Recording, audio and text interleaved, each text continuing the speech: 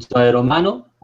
Zoe is one of the jury members of Reshape Wearable Technology Competition. So welcome, Zoe. Thank you for being here. Thanks for invitation. It's a pleasure for us.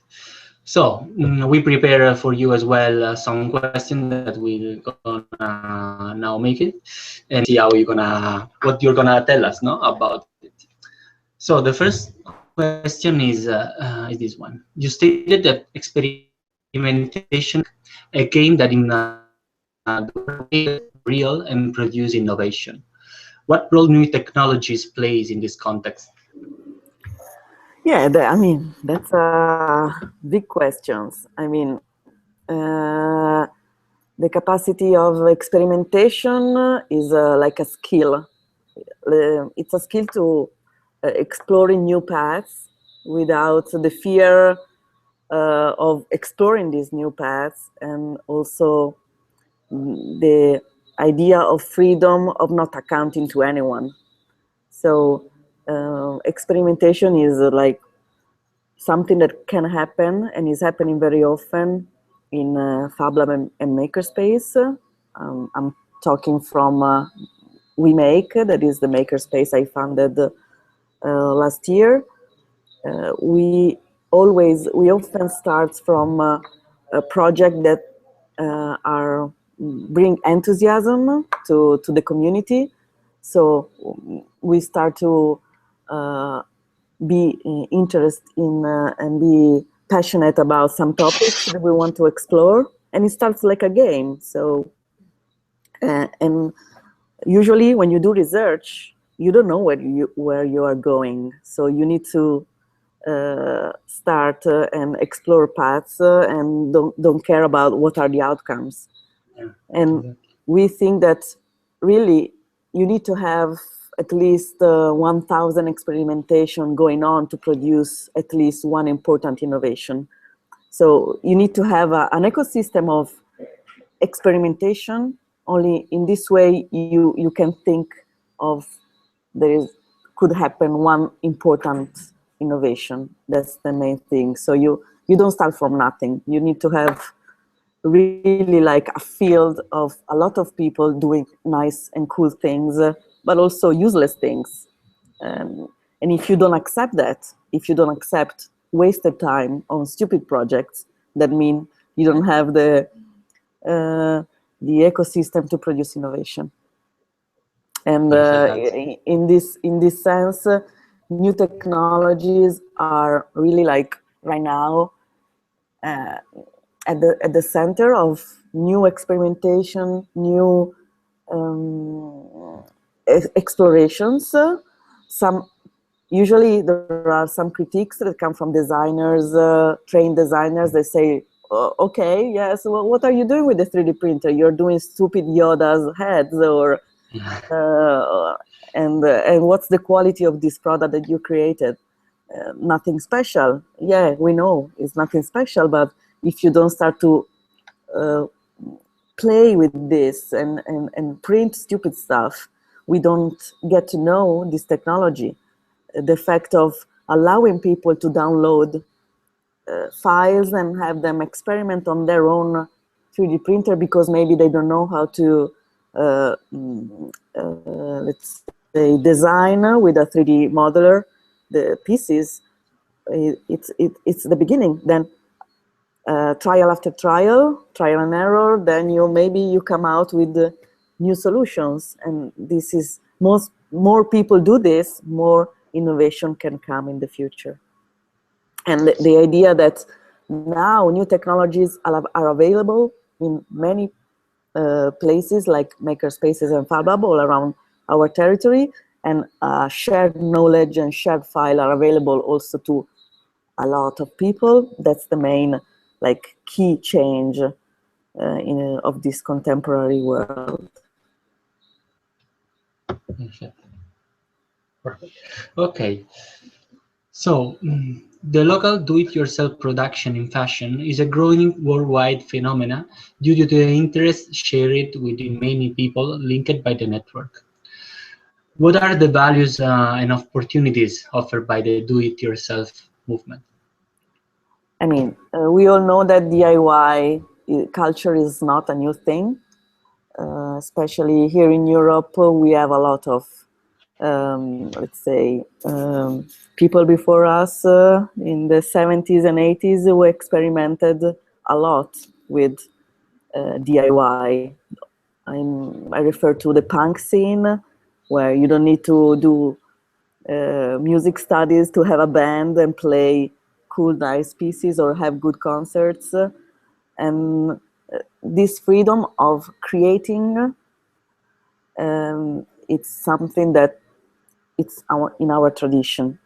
And what has changed now compared to the DIY scene of the 70s and 80s is that, as I said in my previous question, my previous answer is that now there is new technologies and new channels of sharing that are enhancing this capacity of production. So there is a nice quote that many people refer to, and it's of Massimo Banzi, that says, "You don't need to ask permission to anyone to do something big." So I would like to think, what do we mean with something big? In my opinion, means that has impact on people and on the community. Maybe solves a problem or give opportunities to other people to create new products or provide new products, allowing people to buy more sustainable objects. Right now, the market is pretty closed. It's very hard to initiate a new production. I think the DIY opportunities connected with technology allow more people to provide new solutions. And it's not only a matter of creating new products, but it's also a matter of creating new solutions that are for free, or maybe they can be paid for. But it's in fashion especially, it's actually slower than other field of creation. Is what happened in the fashion community. It's not as fast as happened in music, in books, And why in you think this? It's slow because even if fashion has works on low EP, so intellectual property is very low, in the sense that you don't use copyright for garments. It's very rare, especially, or patent. It's very only for really technical garments you use intellectual property protection. All the rest is pretty like you can copy easily from other people, but the problem here, or from other designers, the problem is there is no culture of sharing in the fashion system. You don't find designers sharing their patterns online, nothing. You see, you have websites that have a classical pattern that you can download, but you don't see any famous designer sharing any of their technical drawings. You only see sketches, but no technical drawings. So why is that? In which way? So one is this, and the second thing is that fashion design schools are still a bit far away from the digital world. At the makerspace, when we have people coming from fashion schools, the most difficult thing is to deal with digital files or to use the laser cut, because they don't know how to use vector graphics. So they do their pattern drawing them by hand, but they don't know how to move this pattern into the digital world. So, that also probably means that there is still a big room for improvement, totally. in wearable. That can become a big opportunity, like you said before, no? Yes, it can become a big opportunity, but there is a lot of work to be done, especially regarding the open source approach and the culture of sharing. Because I met in the past years, I met a lot of designers that are afraid to share their pattern online because they say then people will copy me, or I will lose my ideas, and everyone will be able to use it, but and they don't really get that actually when you share things, then people will recognize that that's your work, that's your idea, and so this is it's harder to improve and change culture rather than change the use of technology. Yeah.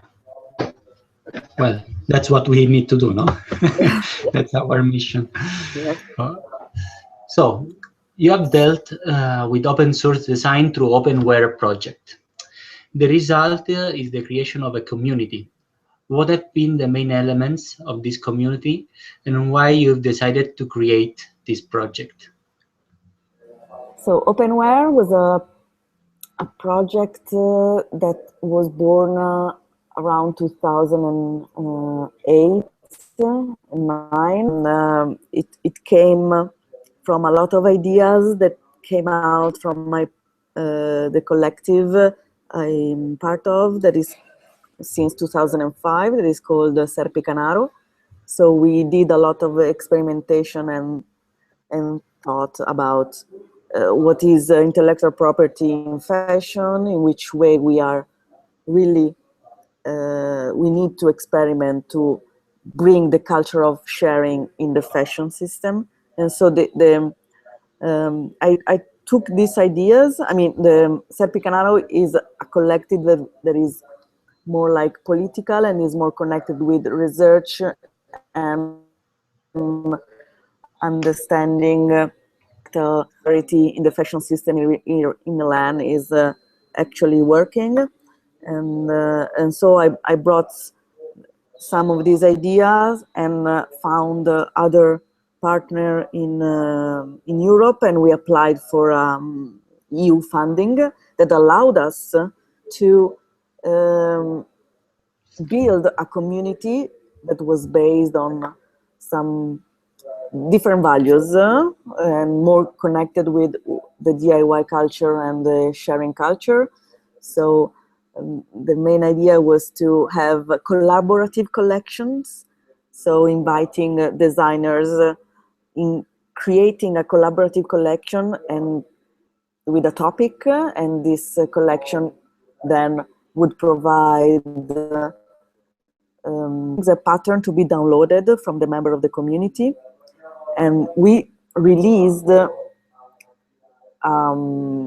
license to use the trademark of the community. So it was not, so this experiment was not talking only to designers. Usually in the field of fashion, the main actor is the designer, but we thought that there is a lot of people with a lot of skills in production and small production.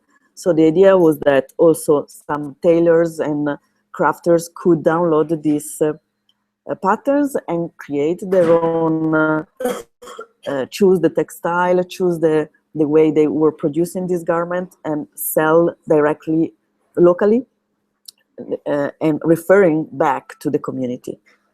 And I mean, it was 2009, so it was pretty like go, and the project lasted until 2012. Then the EU funded ended, and we were like trying to find new investors to feed more resources to the project, because the ideas were really like interesting, and we got a lot of attention. I'm still being invited to talk about what happened in openware, but there was the second wave of the crisis, and the couple of new funders that wanted to give some resources to the project just disappeared. So I mean, it's the experimentation is still there, and I'm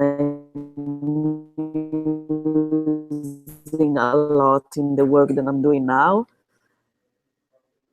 But whether we can take into action and need to be developed. For example, one of the things I wanted to do, I couldn't have time to do it, is to work on a open source software to share pattern, to share codes of the garments. This all the software that you have around are closed, let's say. proprietary, most yeah, a lot of experimentation. One of them is done by a Russian guy in collaboration with other European and American people. It is called Valentina.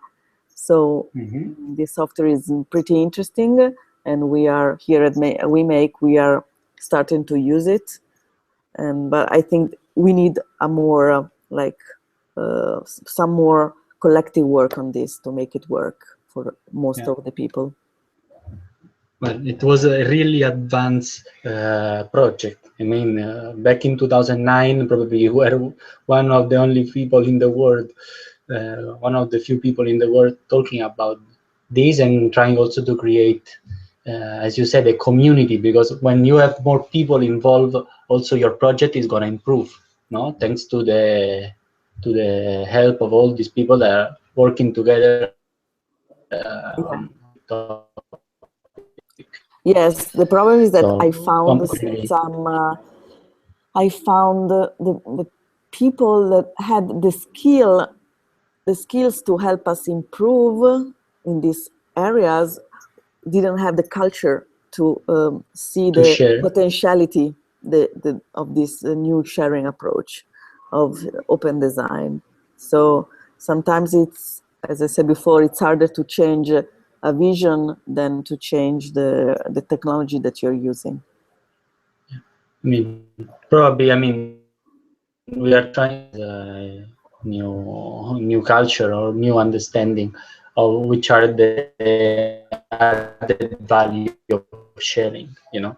Interesting what you said about the license, because it's still a hot topic, no? The one of the license, it's an open license, it's closed.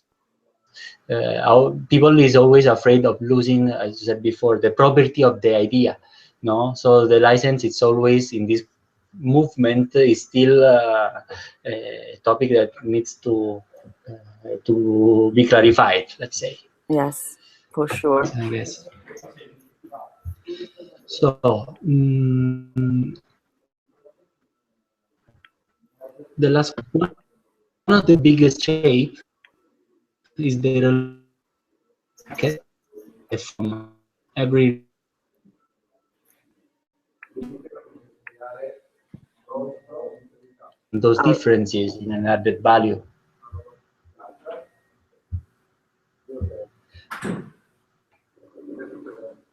I don't hear you. Oh, sorry. Can you hear me now? Yes, now yes. Okay. Well, I did the last question to you, and I'm going to repeat. One of the biggest challenges of Reshape is the relation between the restricted rules of the market and the freedom every researcher needs to succeed in his task. Is it possible to merge and balance these two realities, translating those two differences in an added value? I mean, this is a crucial The point. big question. Yeah. But it's very crucial. It's a crucial point. I mean, in the contemporary world, when you come out of university, you rarely find companies waiting for you to offer a job. So, I mean, most of the people willing to do a creative job and you should find their own path. And that's why also Makerspace and Fab Lab are important, because you can keep working on your research, find new collaborations, and find new people with good skills that can help you with creating a new path for your work. That's why it's important to also develop skills also regarding supply chains, production, and business model. Being a pure designer is not enough anymore. It's not possible. We need to understand a bit of these topics. I mean, you don't need to be a master in supply chains or production or business models, but you need to at least being able to read an Excel file, understanding what is the price of a product, how you're going to produce it, how it's going to be distributed. So some limitation that I see in newbies is that they think as they were big companies, or they were working in big companies. So when they think of creating a new product or a new project, they focus only on the design and don't think about the product as a whole, connected with production, distribution, and marketing. Exactly. So, for example, regarding fashion production, you don't need to think of a collection of 40 outfits every 6 months, like a big brand. You don't need to work like that. You are not a big brand. So even the concept itself of collection is outdated. There are new designers who are thinking of a catalog of items which are not going out of date every season. So what is this season thing? Who invented this season thing? Let's question what is given for granted. We need to set new rules if you want to find a space in the market, and talk to also new type of consumers who are more active and fed up with the passive role that big brands dedicated to them. So there is really big opportunities, but we need to stop to think like we were big brands. We really, you said right. I mean, we need to set new rules and new frameworks in which create new product, and it's like a new generation of products that we need to define together. Did I answer? Well, absolutely. I would say you touch a lot of topics with this last answer that are, that in a Fab Lab you live each and every day. And those are the most difficult topic to explain as well. When people when you are a designer, you're an architect, and you start to frequent, to be in a Fab Lab, you really face that your workflow needs to change, and you really need to start to talk about business canvas, and then which is the position of your product in the market, which are your competitors, which are which is the added value you are bringing into the market. So I mean, you really need to do another step, let's say. Yes. And I mean, I totally agree on this answer. I mean, it was this is the question that we are doing to each jury member, and I really think that you gave probably the answer we were looking for. With this one. Cool. Yeah, because sometimes it's like when you say, I have people coming here, the makers, they say, I have a great idea and I have this great project, and then I look at this project and say, so nice, that's a nice idea, but where are you going to buy the materials from? In which way you're gonna sell it? So what are your competitors? I saw at least other 3 things that are similar to them. In which way? So, and they are like, what? Yes. So I mean, seeing the products and the projects not in a void, but in a real world, that's the most important thing. Exactly. Ronan, I was now thinking about Ronan, what he said. I would like to interview both together, probably. And well, Zoe, it was a very nice interview, and I thank you. I hope people will enjoy as much as I did listening to you. And well, we have 1 month left, more or less, for Reshape. Let's hope that we will receive many more projects. And thank you. Thanks a lot for inviting me. And I mean, I hope you come and visit me in Milan, because I want to have more a live conversation with you. And maybe absolutely. I come to Barcelona or wherever you are, maybe next time. So thanks a lot. Thank you. Okay. Bye, Zoe. Bye.